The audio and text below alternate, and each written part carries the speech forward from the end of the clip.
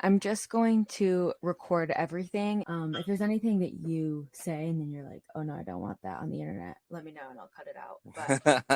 But thanks for tuning into the Original Origins podcast, where I interview members of the adoption community about their stories. My guest today is Maluhia, or Isaac, who was adopted here in Hawaii at birth. He grew up in Washington and then later in his late 20s contacted our agency to help him locate his birth parents. We were able to reunite Maluhia with both of his birth parents, and for anybody who's attended our adoptive parent trainings in the past, you may be familiar with the video of him reuniting with his mom and dad. I'm so excited to have him on the show today to share more about his story and how his relationships with his family and his self have unfolded since his reunification. Well, thanks so much for being on my podcast. Yeah. You're the first person I thought of when I was like, I'm going to start a podcast. But for those of our listeners who don't know your story, do you want to tell a little bit about anything that you want to share? So should I do my name? Yeah, whichever name that you... I know, yeah, because that's always the thing, right? Full name, Isaac Maluhia Justin Koji Castillo. And yeah, I was adopted from Hilo when I was saying, I was like 1 or 2 days old from a family on Oahu, and then was there until I was about 6 years old, and we moved to Washington State. And I think I was like 20. Yeah, I was 28 when I wanted to reconnect and find my birth parents. So then through Hawaii International Child with Christine Altwies, I sent her a bunch of paperwork and she found my birth father, I think. So it's like I sent her paperwork in December. She found my birth father in January. We talked on the phone for the first time. And then in April, for my 29th birthday, I met him. And then they were able to this crazy... It's a crazy story. My mom was talking about the experience of how they got the news to her that they had found me and that I was available if she wanted to come and meet me. Because it was my birthday, she recently retold a friend of mine the whole story from her perspective. Basically, she came the next day with my grandma and my half sister on my birth mom's side. And yeah, so after we reconnected, I took some time to get to hang out with my birth father, Tommy, and my birth mom, Chandra. And then I flew back to Seattle. And it was crazy, I don't know how many of your listener people are going to be from Hawaii specifically, but it just reignited this whole thing because my family growing up was from Hawaii, but I was so young and we, spent all this time in Washington. I didn't really make any connections. But after I met my birth parents, I started trying to reconnect to Hawaii through them and through my family, because now all of my family is all from Hawaii and I'm starting to understand what that's like. So for 2 years, I think I was still living in Washington, but just kind of keeping an eye on Hawaii and getting really involved in different Hawaiian things. I somehow, being a musician, managed to get into a halau up in Washington and was playing music for a halau, even though I really kind of didn't know what that meant. So then I moved back to Hawaii 5 or 6 years ago to live with Chandra, my birth mom. What was it like for you to learn that you're Native Hawaiian? I was wondering if you're going to ask me about that. Well, because no, I think it's important because, there's kind of this interesting cultural divide when the Hawaiian culture and Hawaiians weren't looked on as being valuable. People didn't want to admit that they were Hawaiian, or, you would talk down to people that were Hawaiian. And so then for me, finding out oh, you're a part of this indigenous culture of this particular island chain that is so fraught with like a ton of history and a lot of really challenging and confusing and politically charged history, that like you're now like an indigenous person and you have an opportunity to like address that kuleana. And I was like kind of like thankfully kind of ignorant, and so I like when I don't really know what's going on, I ask a lot of questions, and I also just rely on like music to help me get through stuff. So at first I don't really think I knew what it meant to be Native Hawaiian. I was like, oh, I'm Hawaiian, that's great, you know. And I really liked playing Hawaiian music, and I was like noticing that when I was going into these places where other Hawaiians were, like up in Washington, they have like one of the highest concentrations of people from Hawaii outside of Hawaii living there. Yeah. And so I would like go to play music at these different restaurants, like Hawaiian restaurants and stuff, and all of a sudden it was like, oh, these people just accept me, you know. They're like, yeah, come on in, of course you should be able to come in here. And I was like, oh, this is what it's like to like look like and belong to a group of people that look like you and accept you for what you like, who you are. Whereas like growing up, I didn't know a lot of like Filipino kids or Hawaiian kids for sure. I didn't know any. And like a lot of my friends were like, what are you? Like, are you like, I'm like, I'm Filipino, I think. And they're like, I have no idea. what is that? Yeah, what is that? You know? And now it's like I go to places here in Hawaii, and all of a sudden it's like I can just like walk in and everyone assumes I'm local, even though I'm not, you know? And it's kind of nice. Like I definitely feel like I get a foot in the door, and then it's up to me to like earn the right to step all the way inside.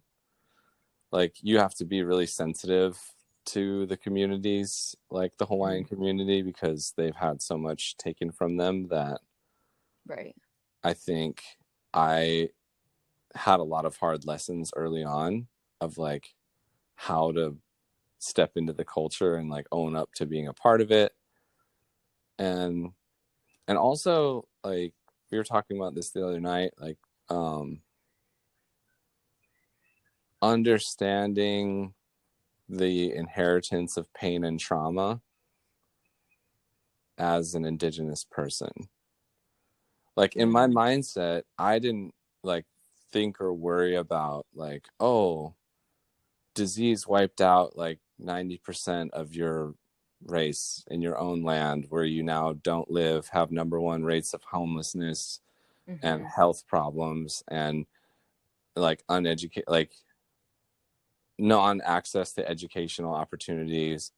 Like your language was outlawed, your cultural practices were shunned. You know, it's like you're a part of that now. Yeah. And it's like, oh, that's heavy, man. It's such a rich history, and it obviously was very intentionally a history that was very intentionally not shared for a long time. It was something that they wanted to keep hidden, but so that's why it's so important for it to be kept alive now. But do you feel like a pressure or like there's a certain expectation of you? Well, you know, I've been thinking of it more and more like as an honor, because I've been so lucky. I somehow have come across some of the most like kind, inclusive, and knowledgeable Hawaiian people that I probably could have ever hoped to come across.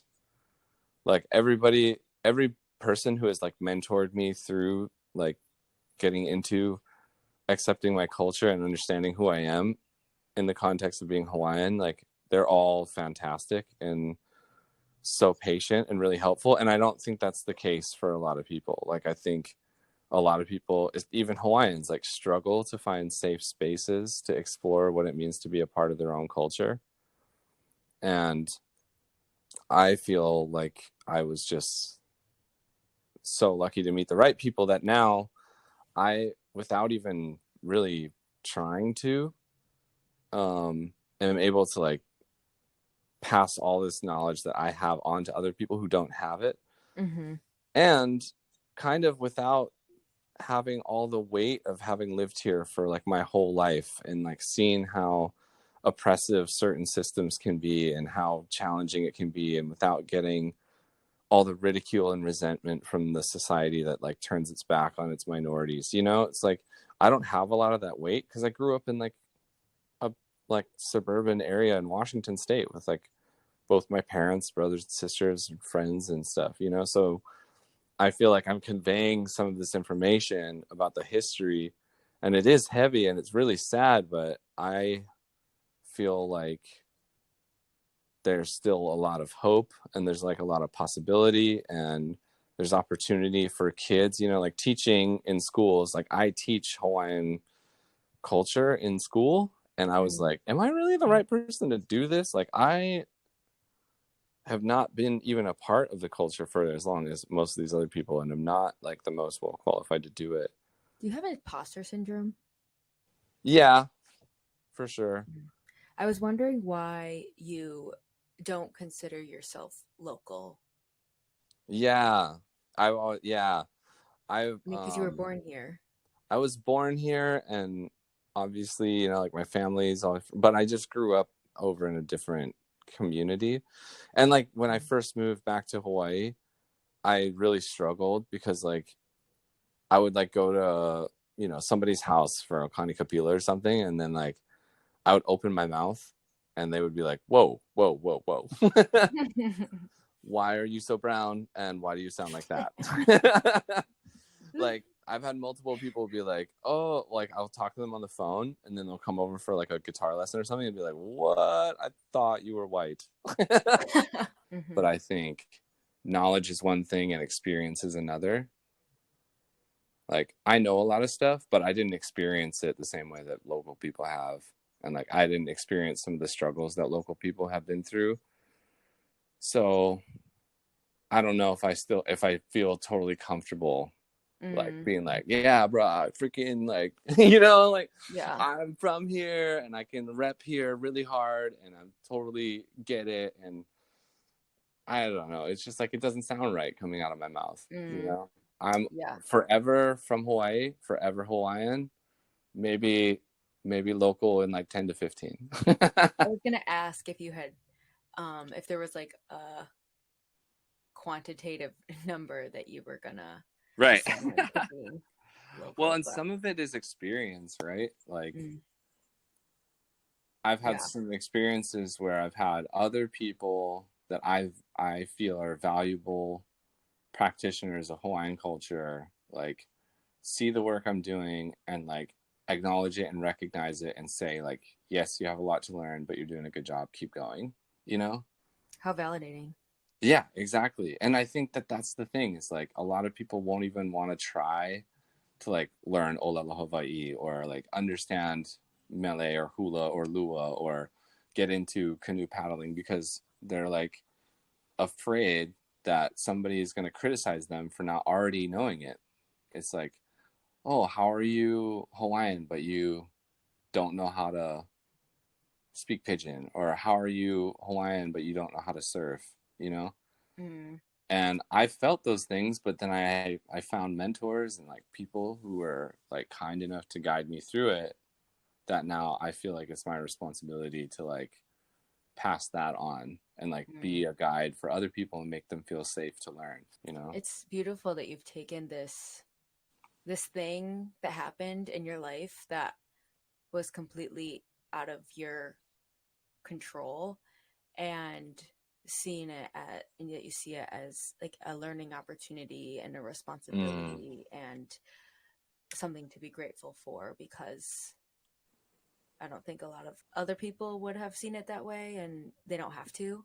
Right. But for you, that's how your perception of it is. Yeah. How do you think that your adoption has impacted your view of the world in general or other areas of your life? Well, I think for so long when I was growing up, I really struggled with feeling like there was something like there's something different about me or there's something wrong with me or like I was given up for adoption because I don't know. I didn't know. And so like my negative self-talk was a lot of times rooted in the fact that like I perceived my family that I was adopted into to be like such a good family, which they are. Like my parents were so good at like providing for the kids and taking care of them. My brother and sister are really smart and really capable people that I was like, I want to play music and skateboard and like I'm gonna start fucking off from school. And oh yeah, sorry, can I swear on here? Yeah, that's fine. Okay, yeah, but it's like I'm gonna start like cutting school and doing all this crazy shit, and then my parents would be like, what is going on with this guy? And I just like wasn't like the rest of the family. And then I was like, I feel like as an adopted kid, I always was like, I felt bad that my family adopted me and I'm not a very good kid. It's like they were so kind and generous to open their home to a kid and to like bring a kid in and say like, we'll raise you and give you a home and shelter and food. And yet I was like wasting that gift because I was a total shithead, Mm. like that was That's such a heavy constantly, burden on you, yeah, it's though. constantly on my mind. Like you're never going to be good enough to pay back the opportunity that was given to you by this family, Mm. especially when you're not like smart enough, good enough, whatever. And then like music kind of helped change a little bit of that because I was like, this is something I'm good at, and it seems to like give value to my community and to my family and to me. So that's why I like poured myself into music, like played all the time, like wanted to perform, wanted to like show that I am valuable. you Yeah. know Yeah, that was your contribution, if you will. exactly. It's like how this is how I like pay back the family that I owe so much to. Mm. How that changed though is like after reconnecting with my birth parents and like actually filling in the gaps and like getting the story of like, oh, this is why it wasn't the right time for her to keep you. And like, and I got older, like you start as an adult being able to see your parents' decisions as an adult and what an adult Mm. decision is like. I'm like, oh, they didn't like adopt me because they wanted someone to owe them. Right. you know uh they were just like really excited about having a family that felt the way that they wanted to feel in their family, and it needed a third, and like Mm. I was that third no matter what I ended up being like doing, or any problems I had. Like it's just problems that people have. It's not like it's unique to you because you're the adopted kid. Yeah, a you message know that I really want adoptive families to let go of is the the narrative that, and maybe this was true once upon a time, decades mm, ago, but the narrative that they adopted because they wanted to help a child or they wanted to give back. Like the majority of the families that I see now that mm, are adopting because they want a child. It's almost completely selfish in the same way that bringing a child into the world bi- biologically is. And I think that message needs to be infiltrated down to the children as well, because when you're 5, you don't have the mhm. rationalization to understand that. And and even like outside people, like strangers on the street, like making dumb comments like, oh, you're so lucky to have been, Yeah. adopted from like a third world country or something. It really grinds my gears. Hmm. I mean, I know that we've talked about this before, but how did your adoptive parents feel about you, relocating back to Hawaii and Hmm. connecting to your birth parents? I know I hear so many stories of, especially older adoptees, who waited until their adoptive parents passed before they tried to reconnect with Yeah. your birth parents, which, I mean, at that point, I Yeah. mean, the odds that your birth parents are still alive are, but Yeah. why did you not have that fear of not letting them down or letting them down? Yeah, that's a good question. I think one big factor was that things went pretty fast. Like I gave him the paperwork in December, and she found Tommy in January and like called me on the phone and was like, "Hey, Tommy's on the phone. Do you want to talk to him?" I was like, "Uh, It's her Christine uh, approach. yeah." And it's like, "Yeah. I mean, you know what am I gonna say? It's like it's happening now, so you don't have this whole like buildup." And I think in a way that was good. And then it's totally luck at the fact that like my birth parents are cool people. Like they're really kind people, and Tommy understands like where I come from with music because he worked in radio for so long. Chandra is just such a sweet person, and they both do a lot of work on themselves to like be better people. So it was like when I've met them, I could meet them as a person, not as like a kid trying to like find something in their birth parents. Does that make sense?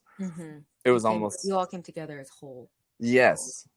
Yeah, I think so. Or at the very least, they didn't expect anything of me. They didn't like ask anything of me. They're like, whatever you're comfortable with, as much time or as little time. And I've heard since, like Chandra has told me, she was like afraid that after our first day meeting, I was just gonna like go back to Washington and like not talk to her ever again.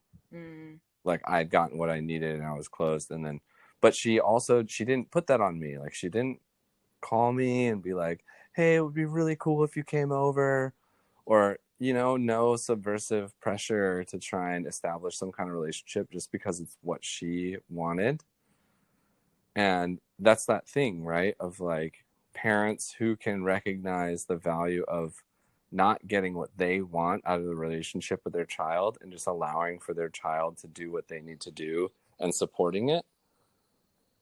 It ended up that like, well, yeah, but I did want to talk to my birth mom, and I wanted to get my adoptive parents and my birth parents all together because I was like, these are all fucking great people. Like, let's all hang out, And then when we all get together, we like make these connections, and everybody, I think, also ended up being on like better behavior because it's for me, like not that it's me specifically me, but I mean like just like we should get together because the kid, seeing my moms hang out and talk to each other and just like appease any of that fear of like loss. It's like loss and gain, right? It's like, oh, if he finds his birth family, we're going to lose our son. Or if the birth family's like, well, if he finds us and doesn't want us, then we're going to lose him again. It doesn't always have to be like that. When you're with all four of your parents, who all obviously love you very much, do you feel like overwhelmed by love?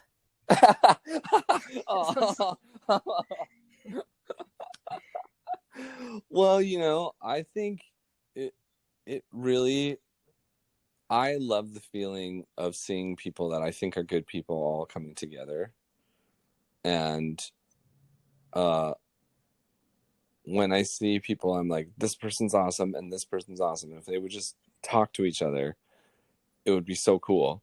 Like it makes me almost forget that they're like I remember when we did it, I was like, oh yeah, I'm not just sitting in like a room full of people that I think are really nice and great. Like these are actually my parents, and like this is my family, and I feel extremely grateful and like really humbled by the opportunity to have such love in my life, because it's just like not common, and I know it's a rare thing, and I try not to have that reverse psychology of like, but I don't deserve this, and that fear creep back in of like, well, what if you let everyone down because they're all amazing and they love you so much that like if you make mistakes, then you're wasting all of that love and appreciation. Like those thoughts creep into my mind, So it's like been a process of really being able to accept the love without any expectation. And like my parents that I grew up with and I have been getting so much better about communicating that our love is unconditional, you know? Yeah. And when they adopted me, it wasn't under any pretense or condition. It's like 100% open to receiving and being whoever it is that I am. And yeah, I do catch myself feeling overwhelmed with love.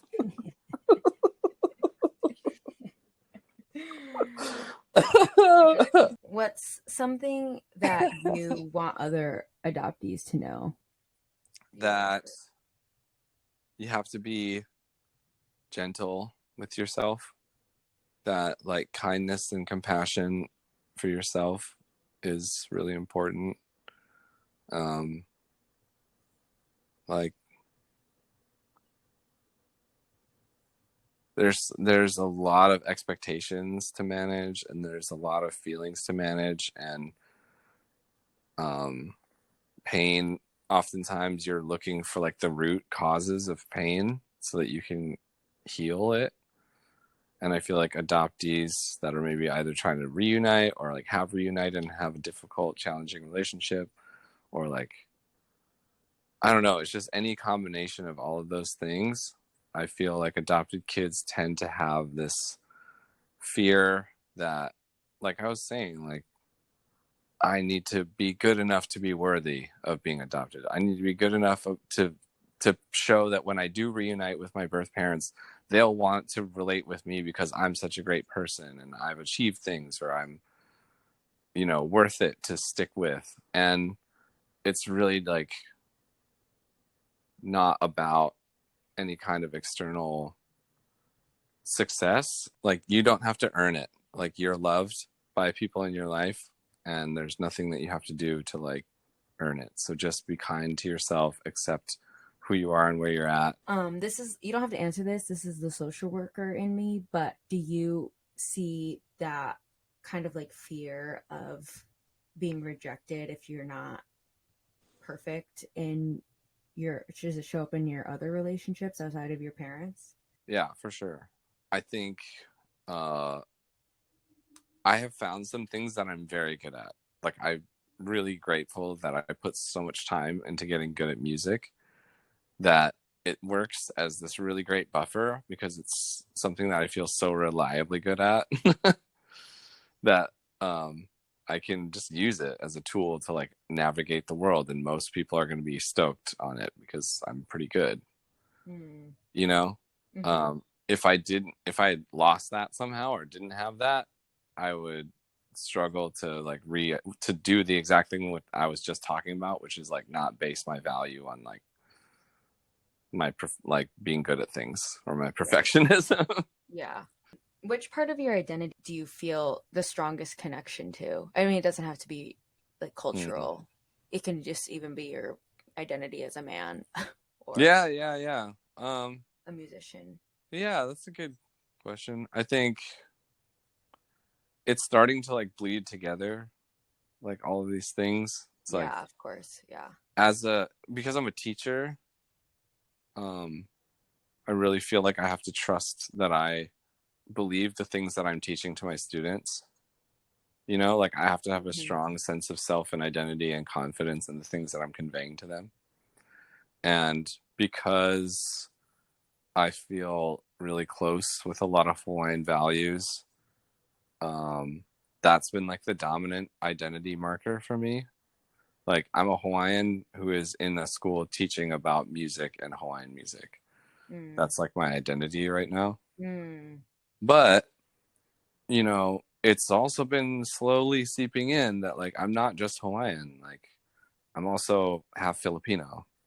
Mm. And Filipinos, as far as I can tell, are not as celebrated of a culture, even though there's a lot of them here in Hawaii. Interesting. I'm like, where are the Filipino restaurants? Where are the Filipino festivals? Where's the Filipino like cultural appreciation days? right? Mhm. And maybe they exist, but I'm like just starting to feel like I noticed that I've invested so much into the Hawaiian culture, that I've kind of turned my back on this other aspect of myself that is really important. And similarly to like getting back to the land, I came back to Hawaii and actually like put my feet on this Aina, and it helps me feel really connected. I want to go to the Philippines and like feel what it's like over there. Because, sometimes people lean so far into like one aspect of their cultural makeup or biological identity, Mhm. and it just becomes the whole thing. But, we're also mixed match. It's like there's some other cool stuff in there too. Yeah. Well, I'll link the videos in the show notes for anybody who wants to watch the video of you reuniting with your birth parents. Oh, yeah. It's a Um, tearjerker. yeah, it does always open up a great conversation about open adoptions because, now the common practice, not just our agency, but across the board, is agencies all but require the adoptive parents to at least be open to an open adoption or Oh, interesting. um, some form of an open adoption. I Yeah. mean, it's of course up to the birth parent if that's Right. fulfilled, but um, it's something that always scares adoptive parents the most, I think, and I think that's part of Wow. that comes from their own insecurities and their own fears, and also just kind of like the fear of the unknown. Like there's such a broad spectrum of ways that you can have a relationship with a birth parent, and I think they've Right. kind of always assumed the worst, but that video always opens up a really great conversation about why open adoptions are so important and why you have to put aside your own fears and feelings for the best interest of the child. Yeah. Um, but I'll link that below. Are there any like books or movies or TV shows about adoption that you feel are like an accurate representation of the adoptee experience, or at least your experience? There was a couple that I really like. I really like that one, All You Can Ever Know. All You Can Ever Know, because I think it's Nicole Chung. Because, like, Oh, the book, yeah. yeah, the book, like, it takes place up in Seattle. Mm-hmm. And, having that experience. There's another one. Is it called? Um, it's not really specifically about adoption, but Hapa Tales. Mm, It's like a mixed race person and like their experience of going back to Hawaii and understanding mm, what it means to be from Hawaii but not from Hawaii. You know what I mean? mm-hmm, mm-hmm. Um, and then I don't know. It's been a while since, honestly, I feel like there's a lack of representation in adoption, like Yeah. in movies and film. Like, what was that one about the girls? I think they're Korean, and one of them was they're twins, and one of them was an actress, and then her twin was watching TV and like saw her Oh, on yeah. TV. Yeah. It was like a true story. Yeah, and then they like reconnected. Like I think it's called like Twinsters or Mm-hmm. something. Mm-hmm. Um, and then I don't know. Everybody says I should write a book about what we went through. Yeah. I mean, that's the thing is I feel like there is a lack of representation about adoption stories, but I also think that every adoption story is so unique that if somebody puts out their experience, it's probably not gonna like other adoptees aren't gonna be able to relate to it exactly because there are other factors or complexities in their situation, their experience that so it doesn't like perfectly resonate. Right. Yeah. I think there's value in like seeking out any versions or forms of it, cuz like yeah, certain things weren't the same, but there were some things that were like spot on, and like developing the language of explaining what it is that you're feeling is really hard to do in your own head. Like with the All You Can Ever Know, it was the first time that I'd read in words that like because I was a different race living in a community that was different than me, I felt strange. Mm, Like I thought that, and it was true, like living up in Washington and like in a predominantly like suburban white community, you know, it was like I do look really different, and I act, and like my family is really different. My family eats like spam musubis, and I take them to school and I'm like, what is that? I was like, the freaking Hawaiian power bar, man. This thing is awesome. And it's like things like that that make you feel so different when you're already even different within your own family. It's just like layers and layers of difference. But somebody else felt like that too, you know? So it was really helpful for me to like read that. Well, I'll link both of those in the show notes also. And if anybody wants to contact me directly or has any questions for me, like please just you know, they can reach out via my email or whatever, which I can give you, or okay. However, send me your email. call me on the phone. don't give out your address. Well, thank you so much. Have a great rest of your week. Thanks. Yeah, let me know when you're on Oahu next time. I will. Aloha. Thank you so much for listening to today's episode. Please remember to subscribe and leave a rating or review. Follow our socials at A Family Tree High. And if you have any feedback or know someone that should be featured on our podcast, please head to our website, afamilytree.org, and fill out the form on our podcast page. If you'd like to make a donation to our organization, you can do so on our website as well.